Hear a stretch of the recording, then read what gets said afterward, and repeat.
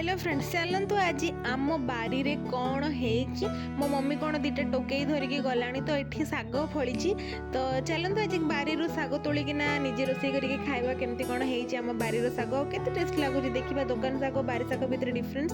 तो मो मम्मी ये साग तोलिबारे व्यस्त कहीं से बहुत कष्ट मंजी पकईकी वाटरिंग करके बड़ करी तो ये आमर साग मंचारू साग तोला हो मम्मी साग तोलुची साग सहित आमर धनिया पत्र भी होते समय पर मो मम्मी धनिया पत्र भी तोलिबो। तो बाड़ी कौन कौन फली प्लीज कमेंट करके निश्चय जनइबे। आम बाड़ी रे तो फिलहाल एतिकी ही अच्छी आउ जहाँ भी फलिली मु आपनको वीडियो करके निश्चय देखैबी।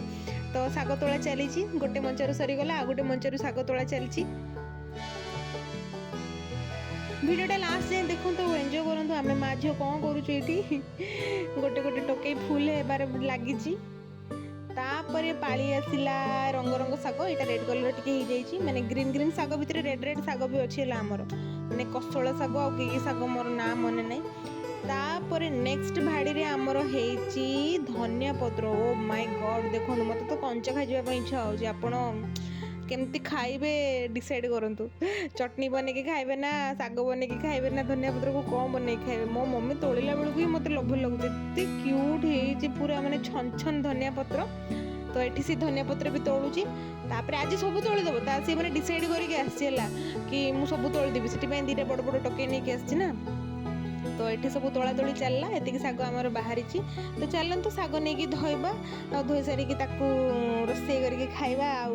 आज साग रोषेटा माटी कड़े रे हम जोटा कि मु मेलारू आनी तोसाली मेलारू चिकेन करी चिकेन कर पारनी हो चलो भेज रु स्टार्ट करदे। आ देखो ये तोला तोली होती ये साग धुआ हो गला साग धुआ हो सारिकी एबे प्रोसेसिंग हम देखिया बारी साग कमलिया साग केमती कौन टेस्ट लगुच पखाल सहित खाइया टिके ना।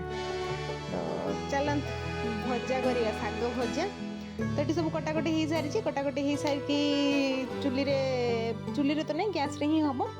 तो गैस रे बस माटी कड़े माटी कड़े रे तेल पड़गला तापर टिके रसुण तापर टिके सरिष कंचा लंका सॉरी सुखिला लंका पियाज जहाँ तहाँ टिके सागर जहाँ नॉर्मल तो साग रेसिपी आ कौन खाली डिफरेंस एटा कि एटा बारीर साग नॉर्मल बाहर माने सार दिया साग एटा बिना सार वाला आमर आइकिया माटीर साग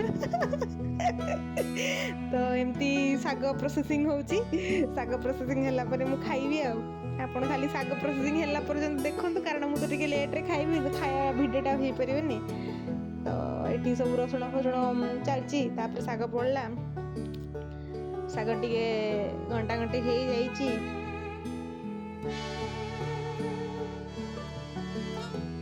गला आमर 2 मिनिट रे साग खाली तोड़ाटा जहाँ टिके टाइम लगे 2 मिनिट रे आमर साग रेडी। एबे गोटे माटीर पात्र को काढ़ीदेवा सागटा माटीर पात्रटा भी मु मेलारू आनी चिकेन खाई देखी बोली आपको वीडियो करके भी फ्लॉप केबे गोटे बनइबो आ। तो वीडियो केमती लगिला आम बारीर साग केमती लगिला तो please like share and subscribe करंतु और कमेंट करके प्लीज निश्चय जणेबे। आ समस्त वीडियो देखुछन्ती प्राय कि सब्सक्राइब करूनांती तो प्लीज सब्सक्राइब कर दियंतु। Thank you for watching.